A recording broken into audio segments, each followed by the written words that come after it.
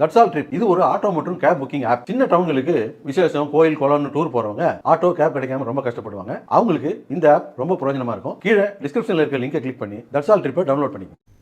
நாகை இலங்கை காங்கேசன்துறை இடையிலான பயணிகள் கப்பல் சேவை மீண்டும் தொடங்கியது. நாகப்பட்டினம் இலங்கை காங்கேசன்துறை இடையே வடகிழக்கு பருவமழை மற்றும் பருவநிலை மாற்றம் காரணமாக நிறுத்தப்பட்ட கப்பல் போக்குவரத்து சீரான வானிலை காரணமாக மீண்டும் ஆரம்பிக்கப்பட்டது.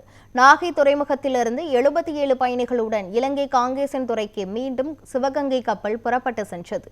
இதன் மூலம் ஆன்மீக சுற்றுலா வருபவர்கள் எண்ணிக்கை அதிகரிக்கும் என்றும் எதிர்பார்க்கப்படுகிறது.